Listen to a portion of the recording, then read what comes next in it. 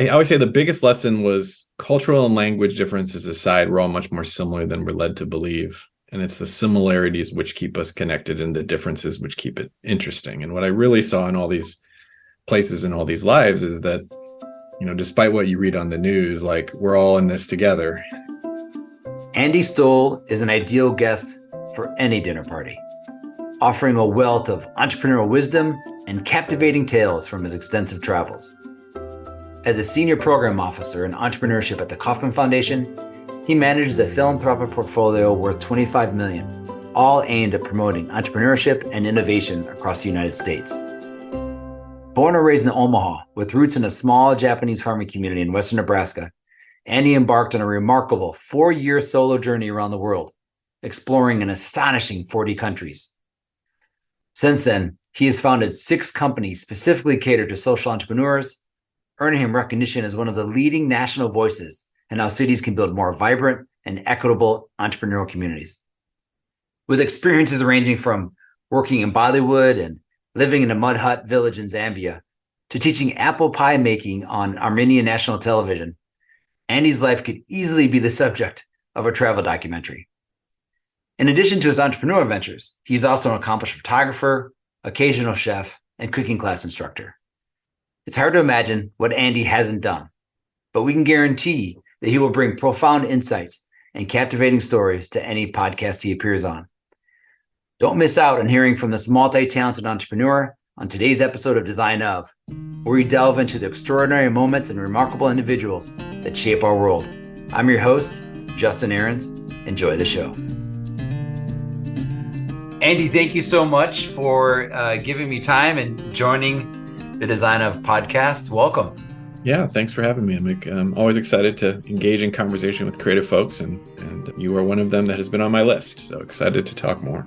Well, thank you so much. I mean, we share an amazing mutual friend in Dave Gould, amongst others as well, and I'm sure that will come up. But before we start, I can't wait to talk about your current work, your world travels, and the meaning that have found or are searching for leadership.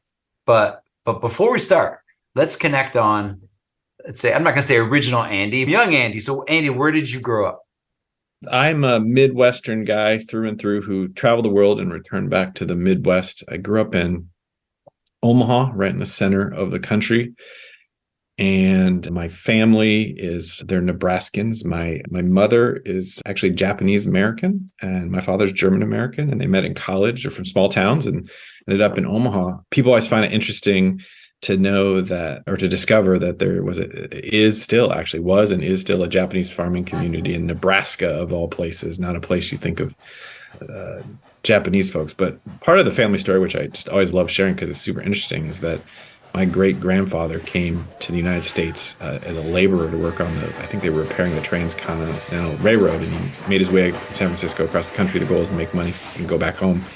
Got about halfway across the country, said, "This is BS." I don't know if that's what they said at the time. This is the early 1900s.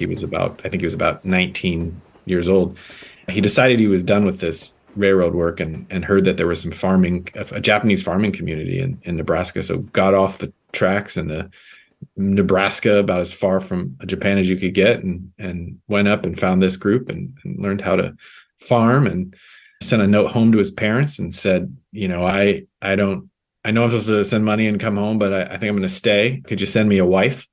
And so my great grandmother, for real, that was okay. All right. Family arranged marriage, and my great grandma got put on a steamship in Tokyo for the United States, again, early 1900s.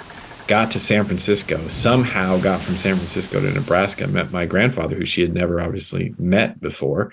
They got married. They were married for 60, 70 years and built a family, 9 kids. And I think about my own travels, which I know we're going to talk about in a little bit probably, but imagine you're this, probably late teenage woman from feudal Japan who is told you're going to the United States of America, where you don't speak the language or know anyone, to marry a man. And I'm going to put you on this steamship with a note that says where you're supposed to go. And what an adventure and what a life. Yeah. I mean, do you know, I'm not going to assume, but she probably didn't speak English? Did she speak? She did not. And I think we can all complain about how all the challenges in our modern world, but I think about that was like 130 years ago, and she came. There's no Google Maps, there was no Google Translate, and Japanese culture sort of emphasizes this notion of assimilation, that as out of respect to the new culture you're joining, you should assimilate. So if you ever go to Japanese communities in most places, like there's a lot of Japanese in Argentina, and there's more Argentinian than there are Japanese. But it's kind of the opposite of the way Chinese, I think, which is don't assimilate. So it's why you have huge Chinatowns and only small sort of Japan towns in most places. So she quickly became, an American. She learned English. She became Episcopalian. She learned how to cook fried chicken and whatever they make in rural Nebraska. And so my family, over the course of 100 years or so, really became this kind of mix of American and Japanese. But because the United States limited immigration of Japanese after the World Wars, or during and after the World Wars, there was no new Japanese coming to America for a long time. And so my family couldn't go back to Japan, so they were very disconnected. And so my family is this weird mix of sort of, they look Japanese and they're kind of Japanese, but they're way more Nebraskan and Midwestern. And I think a lot of the themes that come up in my own story really are about that. I mean, thinking about how you become who you are is this notion of bridging cultures and blending cultures and bringing things together that maybe don't normally come together, which to me is what creativity is. And so there's this theme, if you sort of reverse deconstruct my life, that I think my identity as a person of mixed race, and my father is German, very, very white, and I look the way I look, which you can't tell in a podcast, but sort of Asian is what I say, in a place that there's nobody that, except for my brother, that looked like me. And so a lot of what I've done in my career, and a lot of it, I think, has been to fill that role of the bridger, the connector, the between person. Growing up in a culture where, I fit in nowhere. So then, because no one looked like me, I could also seemingly fit in everywhere because I got really good at it, because that's just what I had to do. And I think that's part of the, I appreciate you asking that question, because I think it actually leads to a bunch of the other stuff that I've done professionally, and that being comfortable in the in-between space, not just culturally, but a lot of other ways, is sort of one of the things that when I was young, I didn't want to be different like that, but I realized it's a strength at some point, and really leveraged it for, I think a lot of people afterwards. I feel in my own stories, I've, gone through my career, I go back to so many things that happened to me as a child or my family of origin. And so much of that has influenced me, however you want to look at it, in a positive way or negative way, or just a way. And I think what an incredible story from your background. And when you were younger, were you aware of the uniqueness of that? Or do you just like, oh, that's a crazy story from grandma and grandpa, right? And keep going? Or I mean, I knew it was unique because nobody else had that story. But I think the difference, and this applies to, I think applies to a lot of people who are different, is the lesson for me from all of that is I could either learn to run away from it or run towards it, to sort of try to hide that part of me or to embrace it. And for a good chunk of my youth, I just wanted to not be a mixed race person. I mean, truthfully, just because of the way our culture works in America, I just wanted to be white and fit in and not have people ask all these questions. And I mean, culturally, I'm very white. I mean, you listen to the way I talk, but because of the way I look, you get these kind of funny questions or mildly racist comments said to me that made me feel different. But at some point I decided that the difference was an asset, and that what would that difference, as seen as an asset, help me do that no one else could do? On the simple sense, it's really easy to meet me for coffee, especially in Nebraska, because I'm like, oh, I'm the Asian guy in the button-down shirt, or the sort of Asian guy, because there's no sort of Asian guys in button-down shirts in coffee shops in Omaha. Generally speaking, though, that's changing. Yeah. The part that I got really comfortable with was being the person that didn't fit in. And so, and we're going to talk about this in a second, I'm sure, but when I started doing a lot of my global travels, and you drop me in some sub-Saharan country in Africa, and I really don't look like the people, and people are shouting from across the street that I look different. That didn't actually faze me, because it was only a different version of the way I got treated when I was in grade school. And that ability to be okay not fitting in became a really big strength, I think. Again, when I was 12, that's not how I thought about it. It's just an intellectual way to think about it. At the time, I was just like, I just want to fit in. I want to be cool. I want to look like the other folks. But it ended up really being an asset. And when I talk to, especially I do a lot of talking at college and universities, I talk to a lot of kids, younger students. And I know we have our mutual friend, Dave Gould, who brought us together around a college course. There's a lot of young people, and probably a lot of adult people too, just feel like they don't fit in, and that really flusters them or makes them, they just want to fit in. And I would say in an age where standing out is how you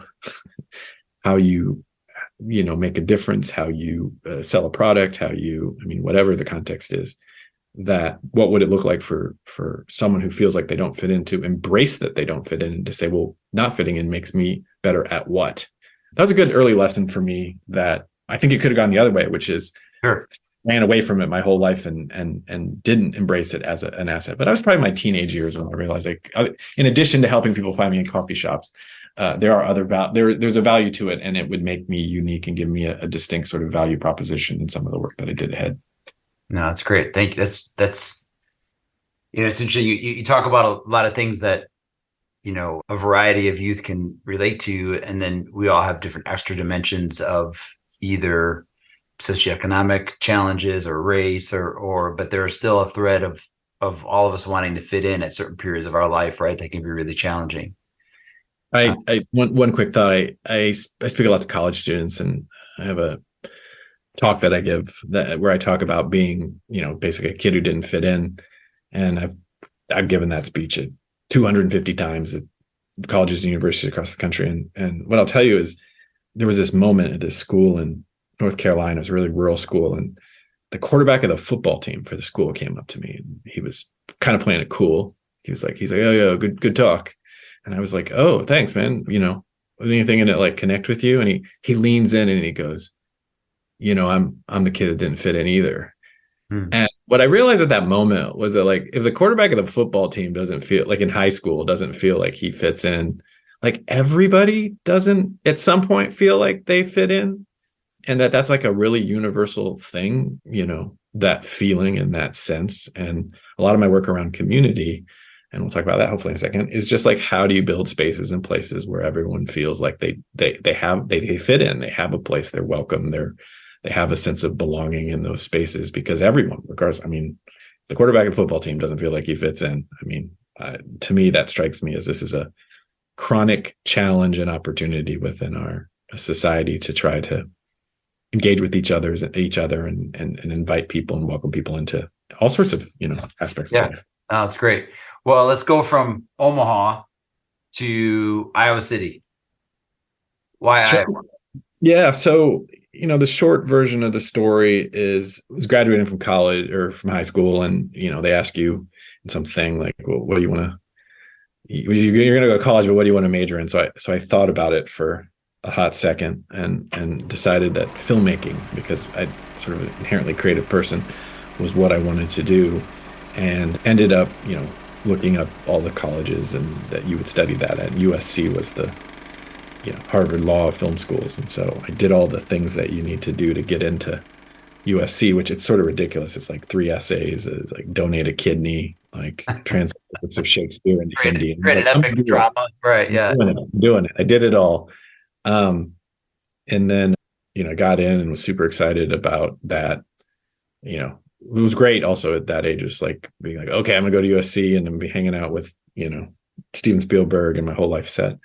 And then it came to that day where it's like National Candidate Decision Day for the big schools, like May 1st, everyone's got to decide where they go. And I was all set. And my dad sat down with me like at breakfast that morning, and he said, Andy, today we're going to decide where you're going to go to college. And I said, well, I'm going to USC, Dad. I'm my whole life set. I'm going to be hanging out with Steven Spielberg and George Lucas. And he said, I remember it a lot. He took a really deep breath, looks at the ground, and he says, kind of looks at me and he says, Andy, I know you did all that work. You donated a kidney, all that. I don't think we can afford to send you there. And like at that moment, my entire life plan shattered, because that was, and I was, 17. And we I mean, subsequently what happened was I was so sure and committed to this plan. I didn't have a plan B. I didn't have a You didn't backup. have your backup school.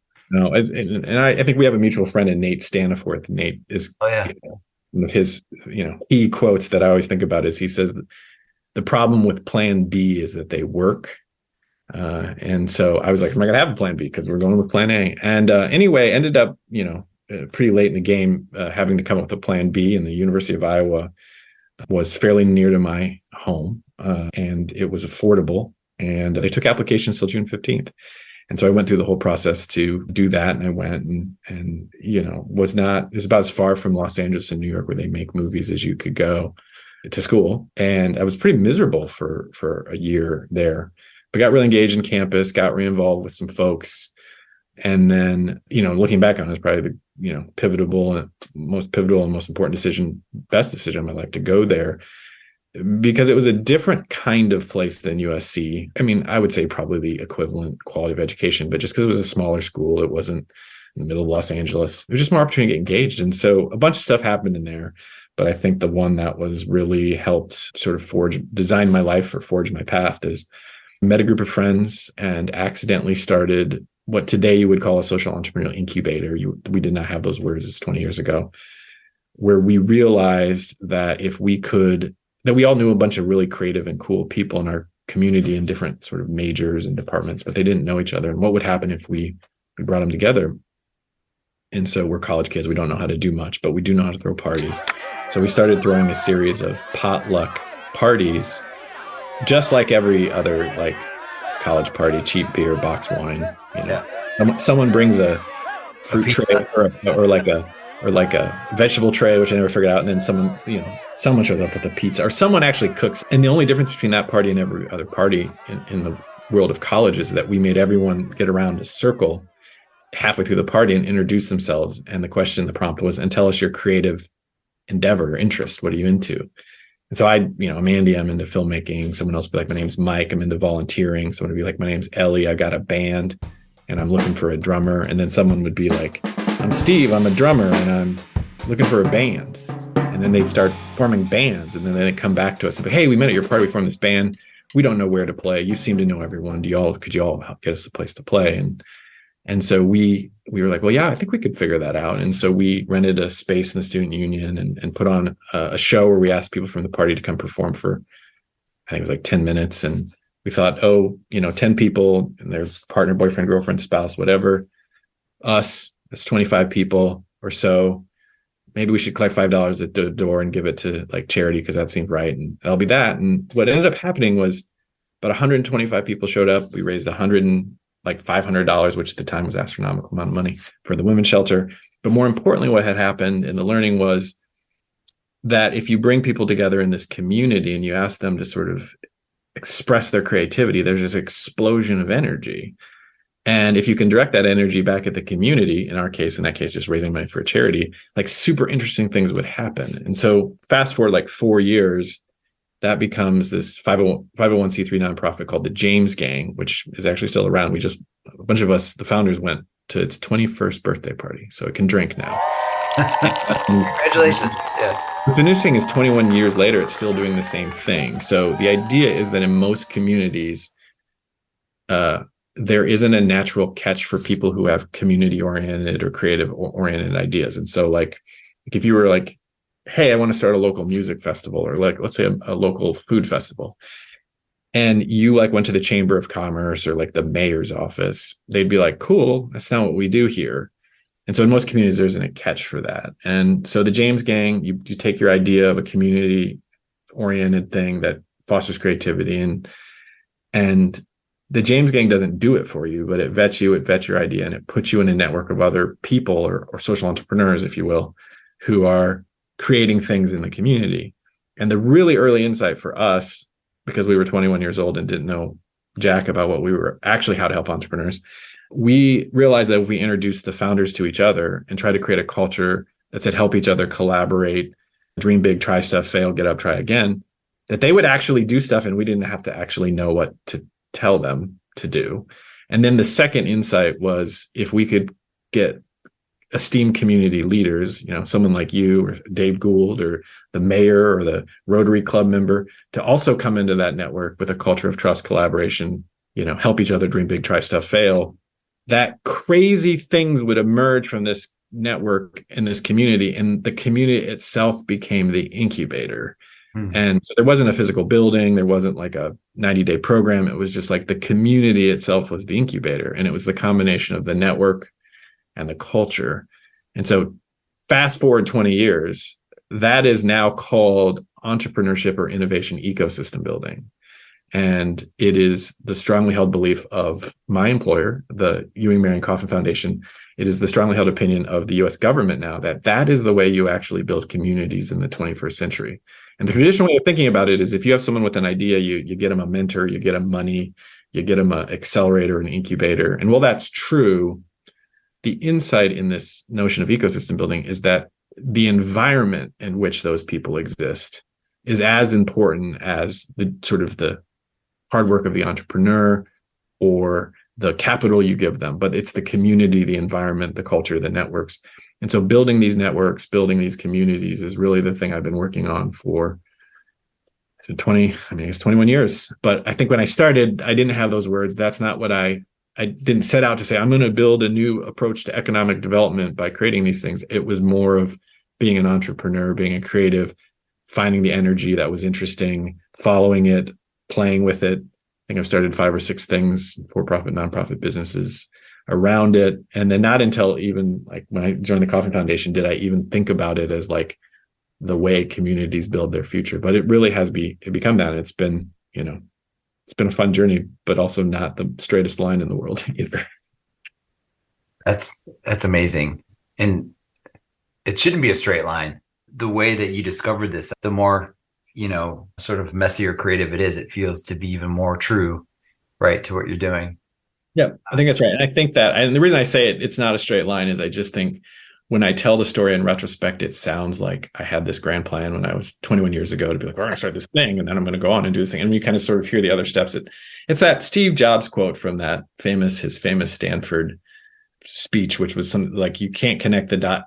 You can connect the dots going backwards, but you can't connect it going forwards. And so you have to sort of trust in your intuition and your curiosity and your creativity as you move forward. And I'm not the only one that has that kind of story, but sometimes when you hear the story, when I tell it, it just sounds a little bit too easy. And I will assure folks that we're still in the middle of it. So I don't know even how it ends. But it's evolving. An evolving emergent story. So after Iowa, you took your epic life trip? Sure. Well, the way that came about, I was the sort of one of the leaders of the James gang there, and I was in Iowa City. And so somewhere in there, it sort of started in college, and somewhere in there, and I graduated. And it was first of all these people were telling me I was supposed to get a job, and that just seemed like certainly was an entrepreneur, and everyone's like, you gotta go get a job. And I was like, that sounds like a terrible idea. And so I really wanted to do social entrepreneurial work as like a full-time profession and figure out how one gets, makes a life doing that. And so I was thinking about, the way I would say it is I was bright-eyed and bushy-tailed and wanted to change the world. And maybe some of the listeners can relate to that age and that period where everything is possible, but you also like super naive and you don't know anything really. And so I looked around. Which I believe, by the way, is part of the gift. It is the gift of that period of time. Like if you go to college, like you have the ability to go to college and you graduate, like that, somewhere between 1 day and 20 years afterwards is like an amazing period of life where you can like do anything because you don't even know it's not possible. And you're fresh and you're new and you've got this, education that'll set you up. And even if you totally bomb it out, I personally believe if you have a college degree, like you can work it out. Anyway, so I graduated and had this sort of vision to change the world, but realized I had a really big problem, which is that I wanted to change the world, but didn't have a freaking clue how it worked because I'd really only spent my entire life in the classroom. And so I looked around. I thought travel was this. I never left the country. It's part of it. And so I looked around at all the ways that you can travel when you're 23, and there's lots of them. And from the Peace Corps to volunteering and, Costa Rica and an orphanage to, teaching English in Korea. And I couldn't pick one. So I was like, I'll do them all. I'll take a trip around the world because it seemed like a great idea. And as I always say, I owe the federal government about $25,000 in student loans, which if you think about it is a great reason to leave the country. Yeah. And so I said I saved up money like a normal person for 3 years. And the goal was at the end of 3 years, no matter how much money I have, I would go. And so at 26, quit my job, sold everything I owned, and bought a backpack and had a one-way ticket to China. And I just left. And the goal was to go around the world for a year. And I ended up coming back 4 years later. Lived, worked, and traveled in about 40 different countries. So had quite the adventure. I like how you're trying to wrap that all up with just one sentence. We could probably do a whole show about your trip. So, Andy, we can't just stop there. So I need to know, this is probably a multi-episode show if we wanted to, but share with me a couple of stories that either left a deep impact that you think about maybe even daily today, or shifted the way you see something that has applied meaning to your work today. There are obviously lots of stories to tell from traveling that much. And I think about, there's a couple of stories I would just share, just sort of like, what did I learn and how did that affect me? The first thing that I would say, thinking about how one designs their life and sort of how they become who they are, is the greatest gift of that trip was the space and time to think about who I was and where I fit in the world. I think a lot of people think it's like, oh, you did this walkabout and you went to find yourself. I'm like, well, that's pretty confident who I was, I think, at that point, but where I fit in the world and what my place was. And so having the space and time to be able to do that. And I always recommend, particularly to young people, is to take, you don't take 4 years, but take some time after you graduate to, it's a month, but just to not have to be doing the next thing. And what was really powerful about traveling in that way was that I got to really see, I traveled 40 countries, from sort of like the skyscrapers of like Jakarta or Singapore to like the dusty corners of like Armenia and I don't know, Australia. I did all sorts of things to live like the locals. So I lived in a Buddhist temple in Korea. I helped a guy open the first cupcake factory in China. They didn't even have a Chinese word for cupcake at the time. That's how early it was. I lived in a mud hut village in Zambia with a guy who taught me how they farm maize. I just sort of like live like the locals was the goal. And I always say the biggest lesson was cultural and language differences aside, we're all much more similar than we're led to believe. And it's the similarities which keep us connected and the differences which keep it interesting. And what I really saw in all these places and all these lives is that, despite what you read on the news, like we're all in this together. And recently I've been thinking about this notion that everything touches everything. Like it's that we're all connected. And it sounds like really shishi fufu when I say it, or really kumbaya, but it really is. And then when you think about cell phones and the connections and the internet, how actually connected we are. And that experience of seeing the world, feeling how connected and how we're all in this together, also led me to this really big insight, at least that's really shaped everything I've done since, which is I traveled from 2006 to 2010, and right in the middle was, the big recession. And at the time, if you remember, it was like everyone's like, this is the craziest thing that's going to ever happen in our lives. We obviously didn't see COVID coming. But what I realize now and what I look at in retrospect is that I think that I was very lucky. It's accidental that time period, but we will look back on that time period, and probably 2008 is sort of the marker of when the world really shifted. And the way I characterize it is the industrial age ended and we entered a new era. And it sort of sounds like a wild proposition to make, but if you actually read a lot of thinkers today, they don't frame it that way, but they talk about the fourth industrial revolution, the beginning of it, or the connected age, or the knowledge age. And I think that the values and the ways of being that were dominant in the industrial age, so things, very Western ideas, things like hierarchy, things like efficiency, top-down command and control, all that stuff, which, certainly led to the industrial age, creating a middle-class society, not just in the United States, but around the world, is important, but also kind of out of date for a globally connected, hyper-fast world. And that we're shifting into this new era. Yeah, I call it the connected age, which is something I borrowed from Seth Godin. it's just like the rules and the values of the way the world works are very different in this age. And the thing that's driving all of this is the exponential increase in connectivity and technology, and that it's advancing so quickly at an exponential rate that like the way we do things has to be so different. And out of that realization that like the world post 2008 is very different than the world before 2008 has really got me to think about how do we operate in that new set of values and that new set of ways. And also I'm speaking in human like eras. So like 2008 plus or minus 50 years probably in the scheme of things, but to really think about that this new era really like the rules have completely changed. And this new era that I've been calling the connected age, I always say like a lot of people don't even realize that we've entered a new era. And someone like you gets it, even if you don't call it that, because it's like, oh gosh, anybody who's in entrepreneurship, innovation, creativity can see that the world is completely changed, but it requires a completely different operating system in the way, not just humans engage, but like our entire societies, how we lead, how we come together, how we collaborate. And the big test is going to be climate change, or is climate change, which is how do we work as an interconnected, interdependent global society to actually solve a problem that not one country or one corporation or one individual can solve, but it's a real test of the values necessary to thrive in the connected age. I'm with you. But before we go on, I have a logistics question. I just have to know. So you traveled in the world for 4 years. It's a two-parter. How did you decide where you're going to go? I'm assuming you had some sort of job or worked or whatever. Like, how did that work? How did I pay for it? That's always an important question. Yeah.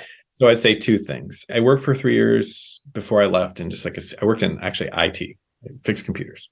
Not because I wanted to fix computers, but it paid really well when you're 22, and I knew it was not my passion, so I knew I could quit. And so I was just going to save as much money as I could. And so I had some money before I left. People always ask me, indirectly or directly, how'd you pay for it? And I'm very straight. It cost about $20,000 a year. Is actually not a lot of money if you think about it. So the first year was money I had saved up.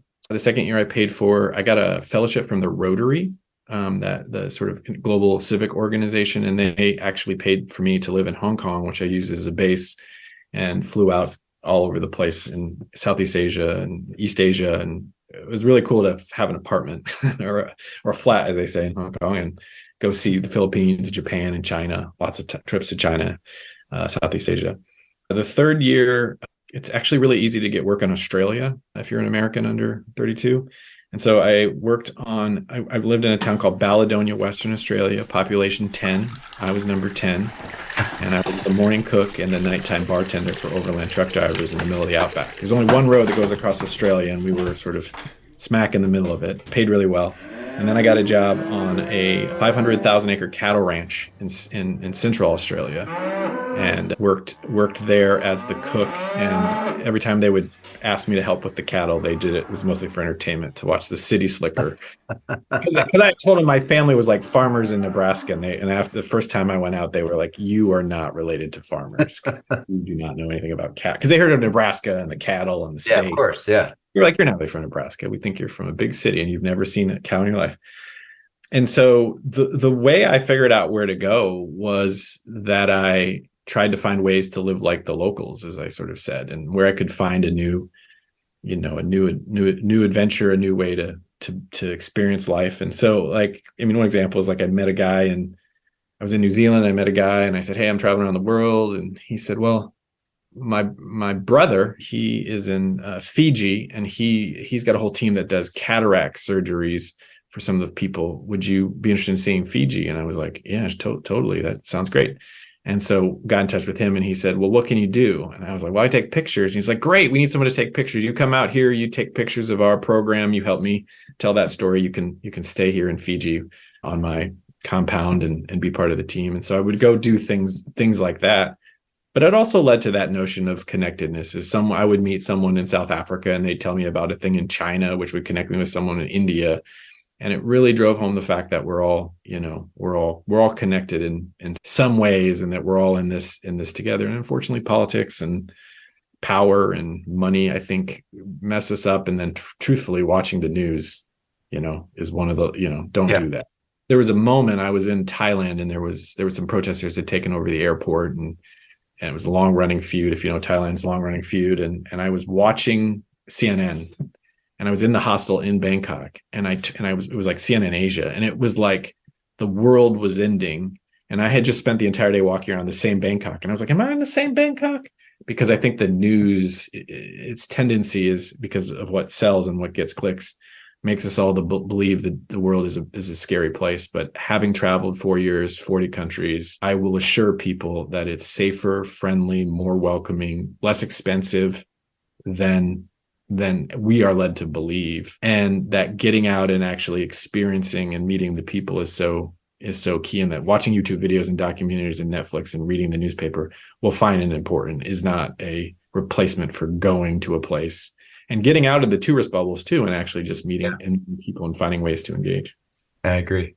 Well, before we go to the next chapter, how did you know you were done? Like, what was the thing? Did you have a time mark, or you're just like, all right, I'm ready? Well, sometimes the universe speaks to you, and I had been traveling.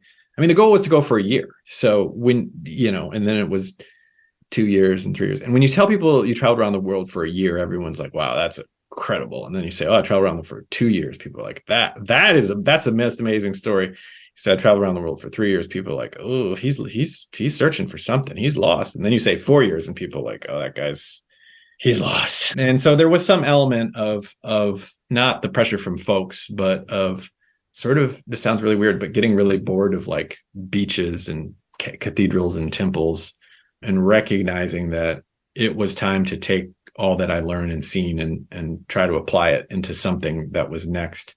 It's also a little exhausting to move all the time to new countries and new places. But I always say, the goal was a year, and it's hard to, I mean, 4 years sounds totally bananas, but I saw 40 countries in 4 years of constantly moving. And the world has 193-ish, depending on how you count countries. And it's just the reminder of how big the world is. And I often find in the life I live now, it seems so small, and it seems so like contained within the universe I live, the probably 6 blocks in my house, or who I can Zoom with.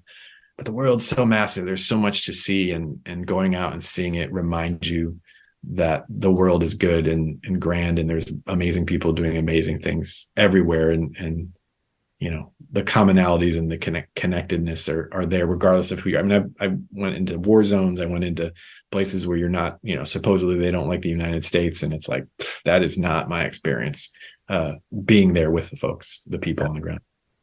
Yeah, I've had the privilege to do a lot of the travel, especially in developing countries, and it helps remind you we're connected.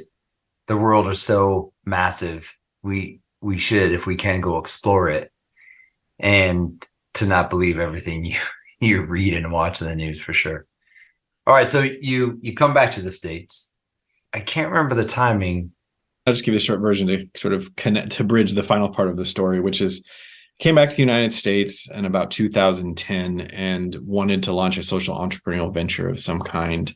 I had learned that, or I discovered, I think, through a number of experiences traveling, that entrepreneurship was a pretty powerful force to help people live the life they want to live. And that in a connected age, in a globally connected age, that if you could get people connected to the internet, their ability to suddenly be global, was unbelievable, regardless of who they were or where they came from. And I always say one of the elements of the connected age that differs from the sort of industrial age is that in industrial age, corporations were globalized, meaning that a company could find resources anywhere in the world. They could reorganize it and turn it into a product or a service and sell it or give it away to anyone in the world.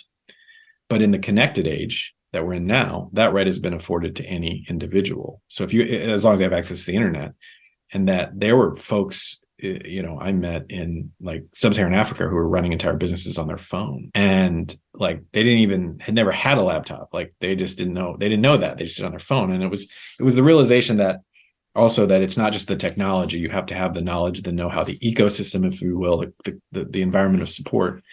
And so could I apply that? And so I originally looked at actually, the places you'd think social entrepreneurs would go in LA, New York, Austin, whatever, and thought that's where I'd end up, where all the cool social entrepreneur kids were. but actually got invited to go back to Iowa in this town of Cedar Rapids. And Cedar Rapids, Iowa is this town of 125,000, and it had been hit by these really massive floods. To put it into context, it was in 2008, it was the fourth worst natural disaster in U.S. history. No one died. They're Iowans, so they don't like complain, and it fell off the news radar pretty quickly. But the city of Cedar Rapids had their entire downtown destroyed, underwater, 7 feet of water for days. And they were rebuilding everything. And so there was a businessman that I had known, Chuck Peters, if he happens to be listening, mentor, guide, dear friend now, who said, hey, Mr. Social Entrepreneur, why don't you come help this little town? And what I realized was that LA and New York and Austin are great, but if you want to be an impact person and want to get involved, you got to get in line because a lot of other people. But then a place like Cedar Rapids, like jump right in. And most towns in America are more like Cedar Rapids than they were, LA, New York.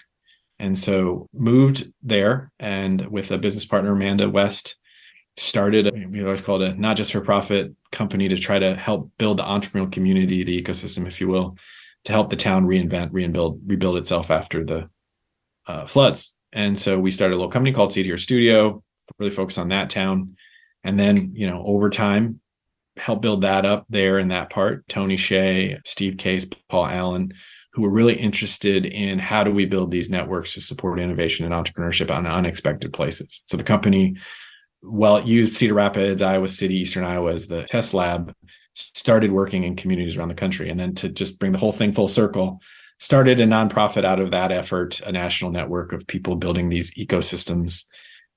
Went to the Kauffman Foundation and said, hey, can we get some money, you're a foundation, to support our nonprofit building this? And the foundation said to us, we'll see on the money, but we think this thing that you've been doing for a long time and thinking about all the way back to the James Gang is the future of economic and community development. It's a way communities will build their economies. And if we can do this in equitable, inclusive ways, meaning to normally get left off the entrepreneurship conversation, people of color, women, veterans, rural communities, if we could get them involved too, like this is the way we could change sort of the trajectory of communities across the United States and really around the world.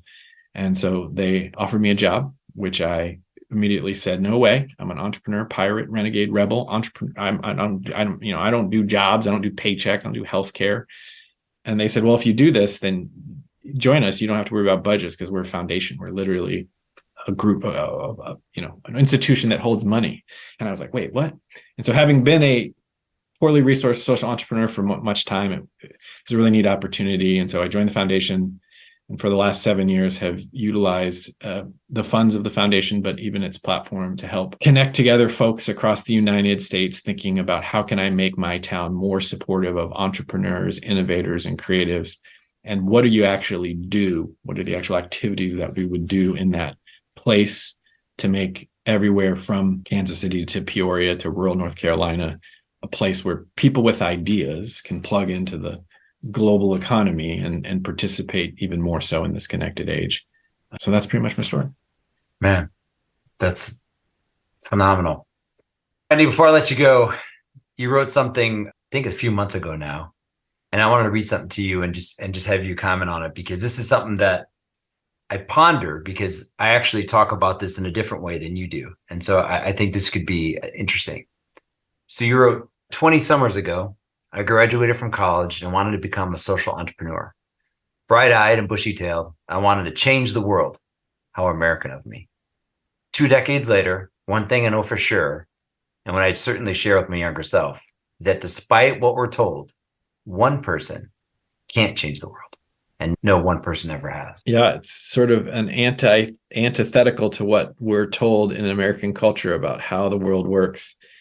And I think what I'm trying to get at, and the more I need to, write and publish on that new blog, is that change happens because networks of people get together and reorganize how they behave.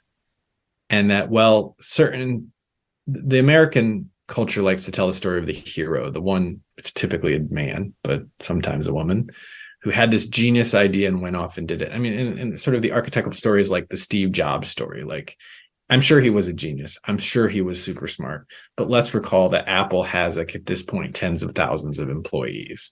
And that if you ask Steve Jobs to build an iPhone, he could not. But that he was able to galvanize a network of people and create a culture that churns out those products. If you take something like, I don't know, the Arab Spring, which significantly shifted the culture as a social movement. And you realize that there was no one leader of that in a connected world, in a connected age, it's networks of people. And the fundamental question I'm thinking a lot about now is, what is the role of leaders in those environments? And so in the past, the model has been, in the industrial age, was very hierarchical, very top down. The guy at the top had the plan, pointed, said to the moon, and organized people and dictated what you do. But in a world where we're hyper connected, where all of the knowledge is at our fingertips, where now ChatGPT can synthesize all the knowledge in a couple seconds, that there's so much knowledge one person at the top can't possibly synthesize. What is the role of leaders? And there's this great quote from the author Margaret Wheatley that I sort of frame a lot of the way I think about it. And the quote is, how do you lead when no one's in charge? And what that means is, no one organization, no individual can solve all the problems in our world, or any of the problems in our world. But that leadership requires galvanizing people, connecting together, building networks. As I mentioned, I think a key part is building the right culture. And while many of us think in sort of the constructs of organizations or businesses that we run, the only way we're going to solve and address some of the biggest challenges, and also take advantage of some of the greatest opportunities, is how do you get many organizations, many individuals, many countries, states, whatever you want to say, working together. And it requires, I think, a different style of leadership. And it's not like a brand new, never seen it before style of leadership. Actually, if you read a lot about sort of a lot of indigenous ways of thinking, you're like, oh, maybe we should just go back to that way of leading. But that this notion of the individual leader that changed the world, I think, is actually a false belief. And maybe to pull it all together, I read this quote the other day that is sort of, I'm thinking about, and it was this notion that independence is a construct. Independence is a construct. The idea that we're doing this all alone is made up.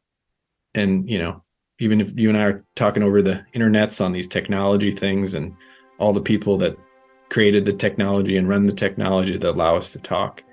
But I think it's that belief that about independence and about individuality that maybe we've taken a little too far to one direction. And if I've learned anything in my life, we're all connected, everything touches everything. But in order to work, natural collaboration and things, people working together, doesn't always happen that, naturally, but that it requires people to lead. And in an era where, we can connect globally in an instant, it requires different styles of leadership. And so that's a lot of what I'm thinking about. That's a lot about what my new hopefully growing blog is about. And maybe I leave it on this, is the blog is called How to Get Out of a Traffic Jam. And it's a reference to the quote, "You're not stuck in a traffic jam, you are the traffic jam." And that a lot of folks, me included, sit around and complain about this problem or that problem, but is to really recognize, in an interdependent world, we're all contributing to the very problem we're trying to solve, and to recognize the role of our individual selves, especially as leaders, and to address the problem that we're contributing to. And that it requires, trying to get out of a traffic jam, like the minute everyone tries to do that, it just becomes more of a traffic jam. How do we work in flock, in collaboration, in communication with each other? And I think it's going to take that style of leadership to address some of the many challenges and opportunities I think we have before us. And I've been thinking about it for 20 years. I just never framed it as like the role of leaders. And so that's what I'm thinking a lot about now, and love to connect to anyone else who's into thinking about that too. Oh man, I love it. And again, we could have had a podcast about that, and I could have jumped on the other fence and disagreed with you just to see where it went. But we'll get back together. But I just want to say, Andy, thank you so much for your insight. I'm so enamored and fascinated with the way your brain works, and how your story of how you got to where you're at. So thanks a lot for being on the show. Really appreciate the opportunity to connect. And I think, the building blocks of change are actually community, is conversations. And appreciate having a conversation with you today to share a little bit about thinking, and looking forward to hanging out with you next time. Thank you, Andy, for reminding us that we are more similar than we are different. I also want to thank Sleeping at Last for providing our show soundtrack. For more on Sleeping at Last music, please go to sleepingatlast.com or search for Sleeping at Last wherever you get your music. To Design Of's audio engineer, Steve Wick, who loved this episode so much and made him think of his favorite travel moment. We're 10 hours from the fun park and you want to bail out. Well, I'll tell you something. This is no longer a vacation. It's a quest. It's a quest for fun. Dad, you want to ask her something? Don't touch! I hope you enjoyed this episode as much as I did making it. If so, please give us a ranking on iTunes or wherever you listen to your podcast. Tell others about our show on your social of choice, and stay tuned for more Design Of coming soon. Follow us on Twitter at Design Of Podcast, and check out our site at rule29.com/Design Of Podcast. See you next episode.